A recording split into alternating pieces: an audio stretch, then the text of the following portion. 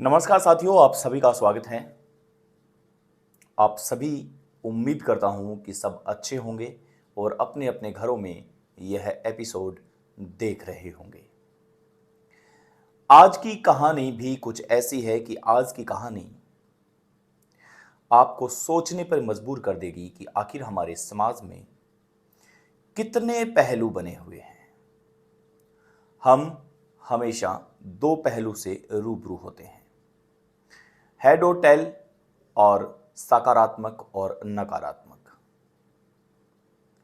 हमारे समाज में दो दृष्टिकोण को हमेशा मापा गया है, लेकिन इसी समाज के बीच में कुछ ऐसे भी लोग होते हैं जो समाज को तो कलंकित करते ही हैं, साथ ही साथ प्रकृति के नियम को भी दूषित करते हैं।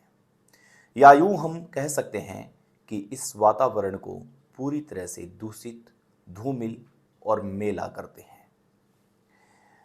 आज की कहानी मैं लेके आया हूं बाड़मेर की धरती धोरी मन्ना से।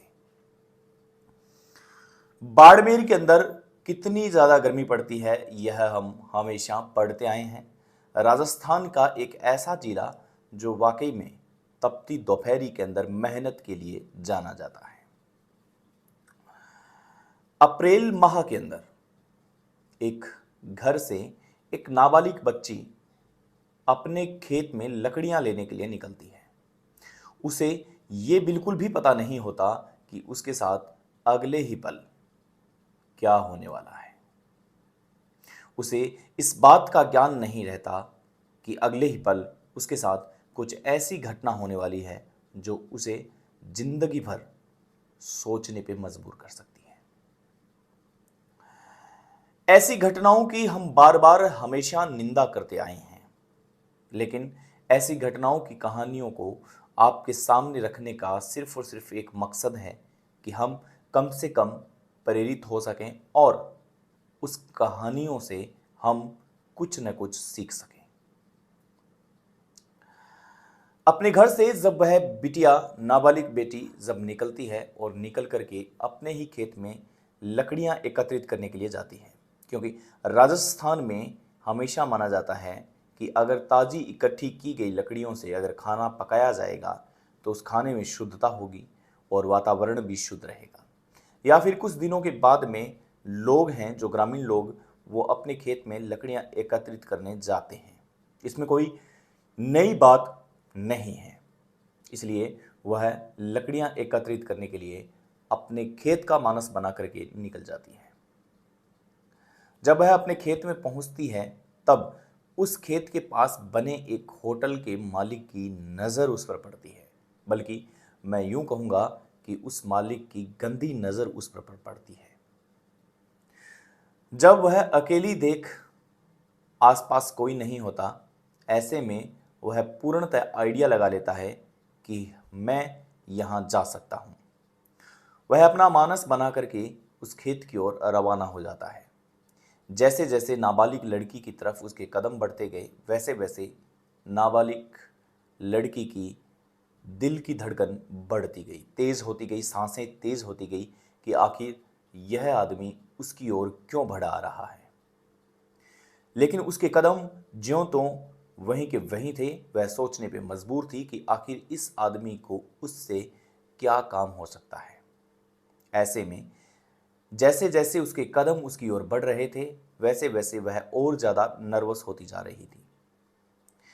अचानक वह आदमी उसके पास पहुंच जाता है। वह नाबालिग बच्ची आसपास अपनी नजर दौड़ाती है कि अपने आसपास अगर कोई है तो देखती हूं, आवाज लगा करके मेरी सहायता के लिए इसको बुला लेते हूं। लेकिन वो नजरें केवल एक नजर बन के रह जाती है, क्योंकि वह इधर उधर नजरें दौड़ाती उससे पहले ही उस व्यक्ति ने उस नाबालिग बच्ची के वस्त्रों के साथ कुछ ऐसी हरकत की और कुछ ऐसी तस्वीरें खींची जिसके बारे में हम सिर्फ और सिर्फ डैश डैश डैश शब्दों का प्रयोग कर सकते हैं। तस्वीरें खींचने के बाद में उसे धमकाया जाता है, डराया जाता है कि अगर घर जाकर के किसी को भी इस बात से अवगत कराया, किसी को भी अगर बताया तो सेहत के लिए अच्छा नहीं होगा, क्योंकि ये तमाम खींची हुई तस्वीरें सोशल मीडिया पर वायरल कर दी जाएगी। सोशल मीडिया की बात आ ही गई है तो यहाँ पर थोड़ी सी सोशल मीडिया की बात करना भी बहुत जरूरी है। सोशल मीडिया वैसे तो सूचना का आदान प्रदान करने के लिए बना है, लेकिन कुछ लोग समाज में ऐसी गंदी सोच वाले लोग इस सोशल मीडिया का प्रसार और प्रचार गंदे काम के लिए करते हैं। इस सोशल मीडिया को हमेशा एक हथियार बनाया जाता है एक प्रतिष्ठित व्यक्ति की छवि को धूमिल करने के लिए। तो वहीं इसी सोशल मीडिया पर ज्ञानवर्धक बातें, तैयारियों से जुड़ी हुई क्विज काफ़ी मात्रा में पाए जाते हैं, लेकिन सरकार ने कुछ हद तक तो इस पर बैन लगा दिया है, लेकिन पूर्णतः बैन लगाने की आवश्यकता है।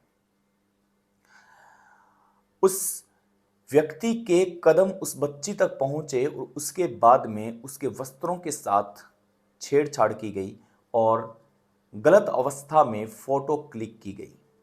इसके बीच में क्या हुआ होगा यह आप भली भांति समझ चुके होंगे। इसके बीच का जिक्र मैं इसलिए नहीं करना चाहता क्योंकि जिक्र करके उस घटना को मैं वापस याद नहीं करना चाहता कि उस वक्त आखिर हुआ क्या था। लेकिन उसने अपना मानस या उसकी जो भी इच्छा थी, उस व्यक्ति ने, होटल के मालिक ने, वो पूर्णतः पूर्ण कर चुका था। इसके बाद में धमकियां ये दी जाती थी कि अगर किसी को बताया तो ये फोटोएं सोशल मीडिया पर वायरल की जा सकती है। जैसे तैसे उसकी चुंगल से छूटकर वह नाबालिग बच्ची अपने डगमगाते हुए कदमों को अपने घर की ओर लेकर के जाती है। लेकिन इसी बीच उसके दिमाग में हजार प्रकार के क्वेश्चन मार्क खड़े थे कि आखिर वह घर जाने के बाद में क्या बताएगी, आखिर उसके साथ हुआ क्या है। जैसे तैसे वह बच्ची अपने घर की ओर बढ़ती है, घर पहुंचती है, एक गिलास पानी पीती है और फिर कहीं ना कहीं उसकी हिम्मत आती है और वह अपने पापा से यह बात करती है और धीरे धीरे यह बात पूरे परिवार में फैल जाती है। उसके पापा जब यह बात सुन रहे होंगे तब क्या उसके चेहरे की रोशनी रही होगी, यह भी हम भली भांति समझ सकते हैं। यकीन मान सकते हैं कि वाकई में यह बात उनके लिए काफ़ी दर्दनाक रही होगी। पापा हैं वो थाने में जाते हैं, एफआईआर दर्ज करवाते हैं और पुलिस नामजद रिपोर्ट दर्ज करती है। इसके बाद में आरोपी की तलाश जारी है, आरोपी की तलाश लगातार जारी है। पुलिस मामला संज्ञान में ले लेती है। ऐसी घटनाओं से हम यह सीख सकते हैं कि अपराध, क्राइम कहीं भी हो सकता है। सावचेत रहें, सतर्क रहें, क्योंकि क्राइम किसी को कभी पूछ कर नहीं होता है। बहुत बहुत धन्यवाद, आभार, नमस्कार।